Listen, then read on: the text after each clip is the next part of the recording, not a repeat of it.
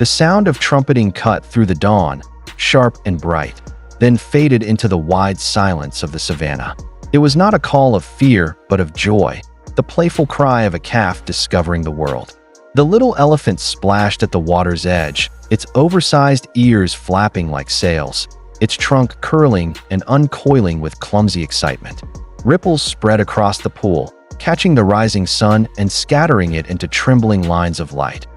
Asha stood only a few strides away. Her boots pressed softly into the damp soil. Her khaki uniform brushed with dust, her eyes calm but watchful. She was no stranger here. For years, she had walked this land as both protector and witness, the elephants long since accepting her quiet presence. She knelt now to fill her canteen, her hand steady as the calf approached, curious and bold. Its trunk reached out and brushed against her arm, soft, warm, alive. For a heartbeat, human and elephant held still, bound by trust so fragile it could never be forced, only earned. The sun climbed higher, spilling gold across the tall grass. Dust rose in gentle clouds as the herd shifted, heavy bodies moving with the rhythm of age and memory. Shadows stretched long behind them, painting the ground with shapes of giants. At the calf's side, the mother walked, her frame towering, her eyes always sharp even in moments of calm. Each step she placed was deliberate, protective, as if the earth itself moved to shield her young. From a distance, the herd looked unstoppable. Tusks gleamed like ivory blades in the morning glow, ears fanned against the heat, trunks brushed the ground with a slow, patient sweep. Together they were a fortress, living history, muscle and memory bound in one.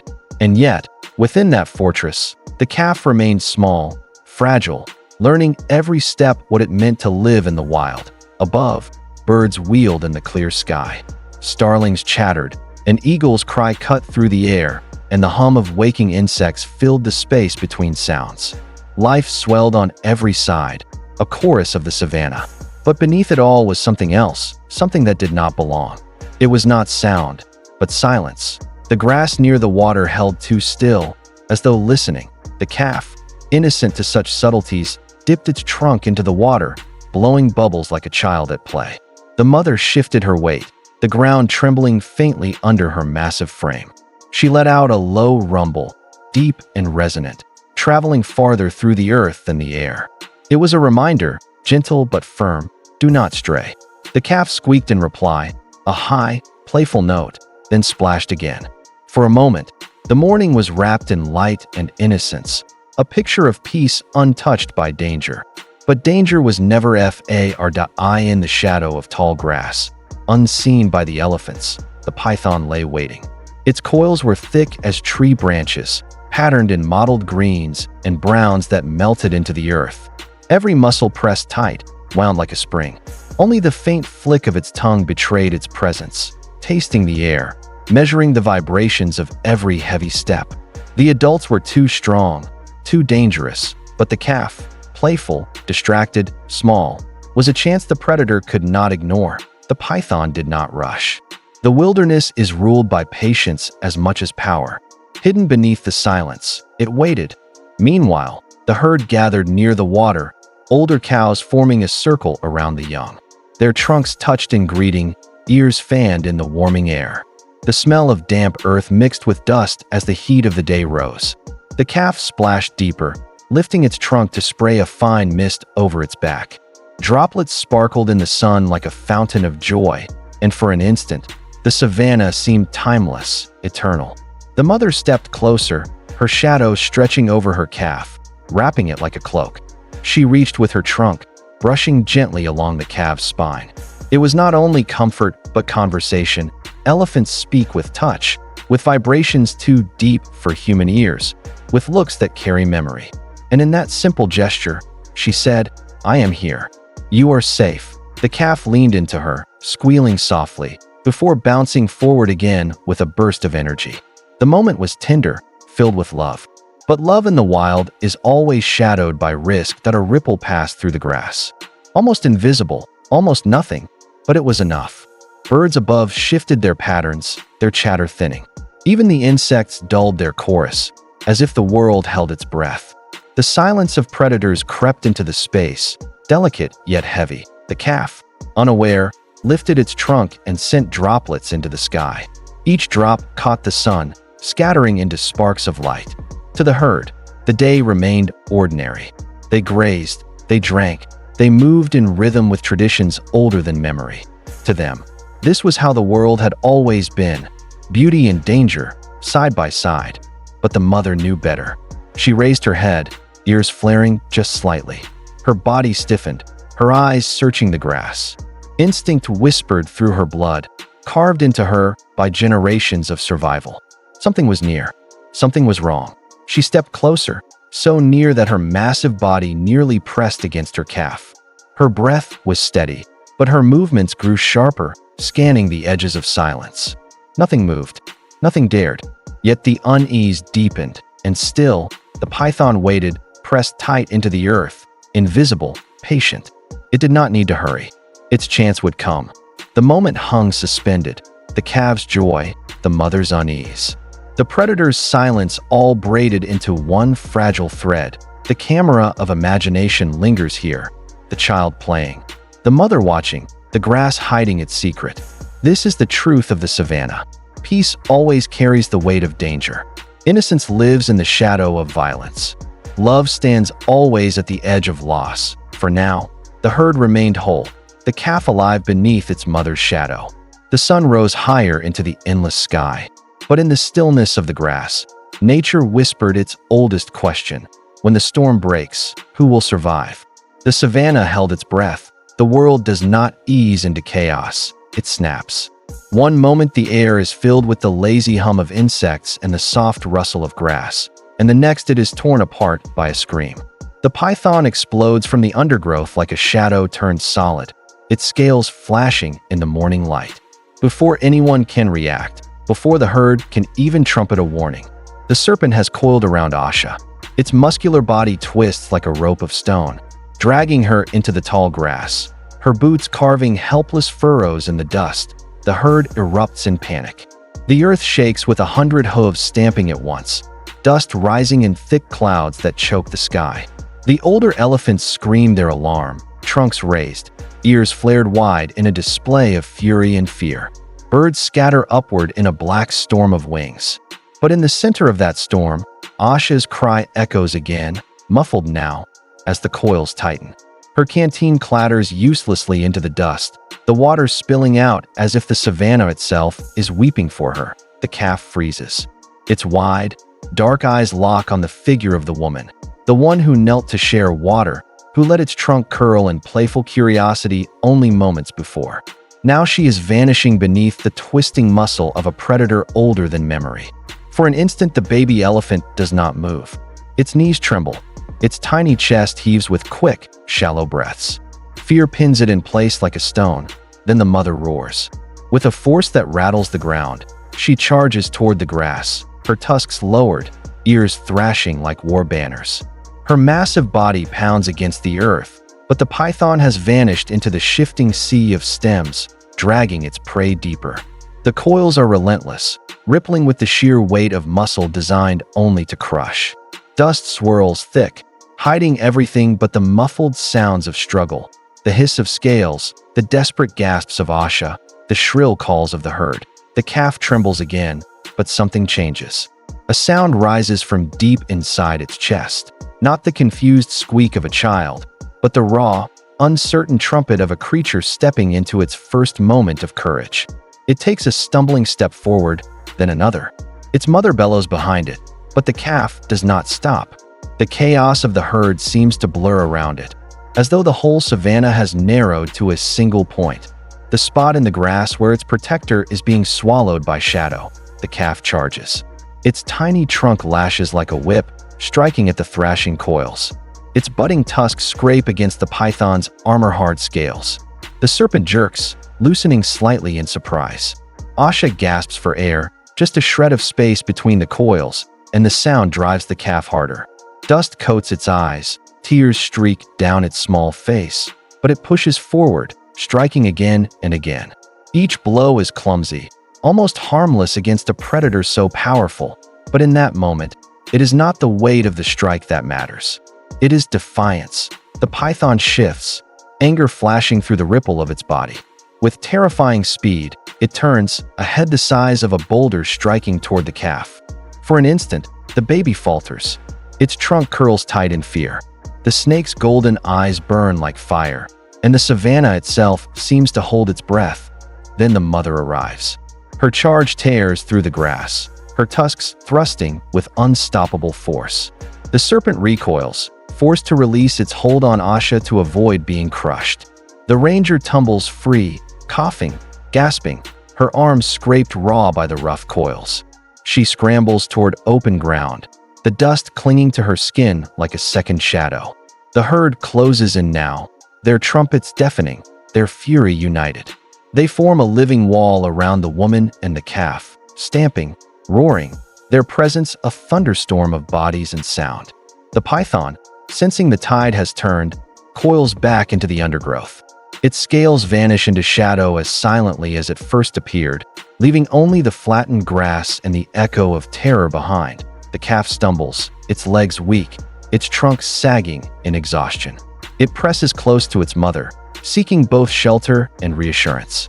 For a moment, the great matriarch lowers her head, her trunk curling around the little one in an embrace that is as much discipline as it is protection.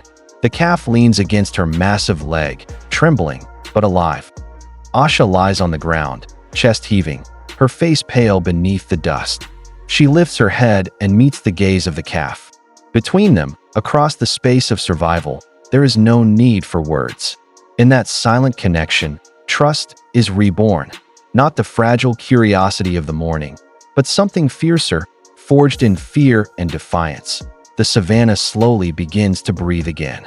Birds return to their branches. The dust settles in drifting sheets across the golden grass. The herd calms, though their ears still twitch, their trunks sweeping low to test the air for danger. But in the center of them all, the calf stands taller than before. It is still small, still trembling, yet something has shifted deep inside. A spark lit by the act of stepping forward when the world expected it to cower as the sun rises higher.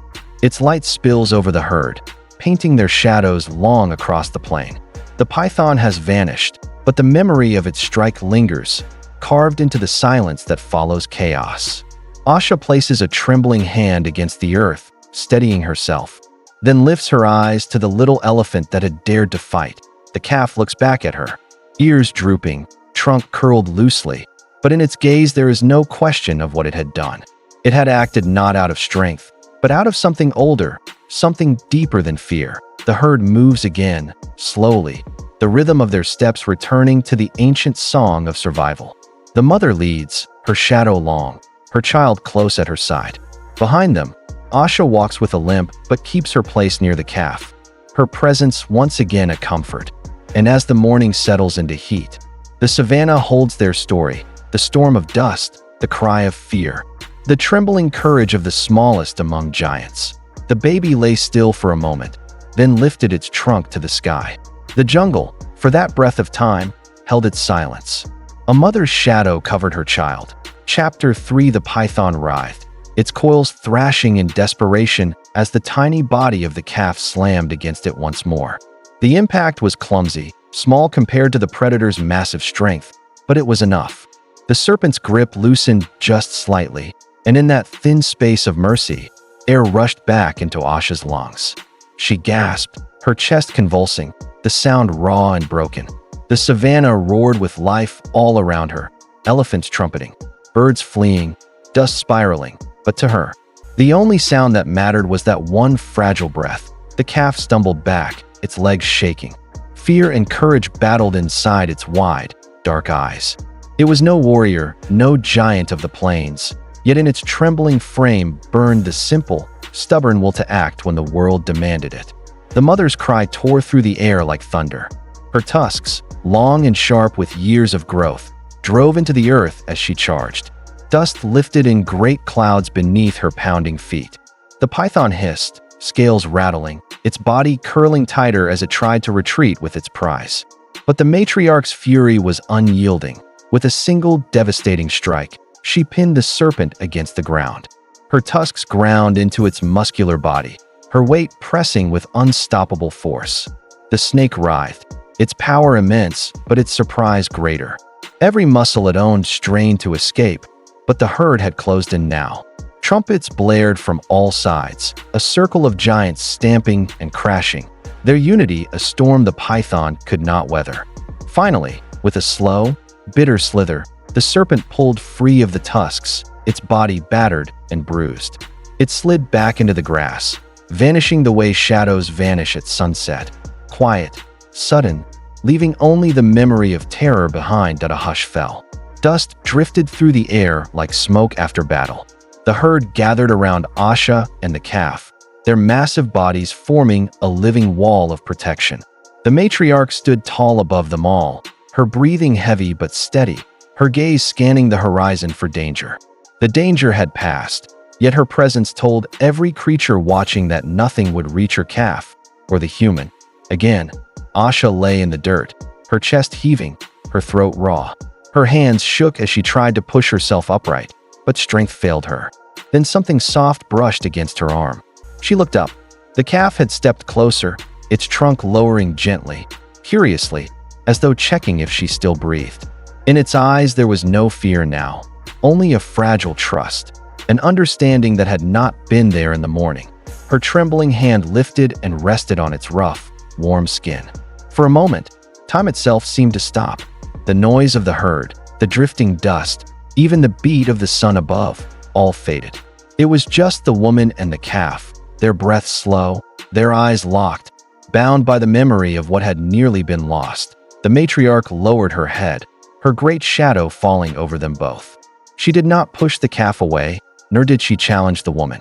Instead, she stood above them in silence, her trunk sweeping once across the calf's back, then brushing lightly against Asha's shoulder. It was not affection as a human might give, it was acknowledgement, a recognition that for this fragile instant, their worlds had touched and neither had broken. As the minutes passed, the herd began to settle. Their trumpets softened into low rumbles, the kind they used to comfort their young. The dust settled back to earth, the grass slowly rising again after being flattened by the chaos. Above, the sun lowered toward the horizon, painting the savanna gold. Life resumed its rhythm, but it did not feel the same. The calf leaned closer into its mother's side, finally allowing exhaustion to win. Its trunk curled softly against her skin as if drawing strength from her heartbeat. But its eyes, those small, deep eyes, still flickered toward Asha now and then, as if unwilling to forget. The woman sat weak but alive, her breathing steadier with every passing moment. She did not speak. She did not need to. In her silence was gratitude too large for words that a jackal appeared at the edge of the clearing, pausing, ears pricked. It studied the scene, the herd, the woman, the quiet calf, and then slunk back into the grass, sensing that this was no place for scavengers. Even the wilderness seemed to acknowledge the circle of survival drawn here in dust and sweat and courage. As dusk approached, the sky turned the color of fire. The herd began to move, slow and deliberate, toward the open plains where nightfall would be safer. Their shapes stretched long across the land, giant shadows gliding over the golden light. Asha rose carefully, her body aching, but she walked with them. Her pace matched to the calves' tiny, determined steps. Together they crossed the savanna, woman, calf, and mother, side by side, their breaths mingling with the wind. It was not triumph they carried with them, but something quieter, heavier, and more powerful. The truth that survival is not gifted to the strongest, but to those willing to stand for another. Behind them, the grasses closed again, hiding the trail of the python as though it had never been. The world of the savanna turned the page, ready for the next story, the next dawn. But in the hearts of those who had stood in that circle of dust, nothing would be the same. The baby elephant lifted its trunk once more, pointing it to the reddening sky. Its call was soft, almost uncertain, yet it echoed across the plain. Asha stopped and turned, her hand pressed against her chest, listening. The herd continued on, their low rumbles blending with the fading cry until it became part of the rhythm of the land itself. The savanna exhaled, and in that breath, a quiet truth lingered: love, even when carried by the smallest. could move mountains, break coils, and silence shadows.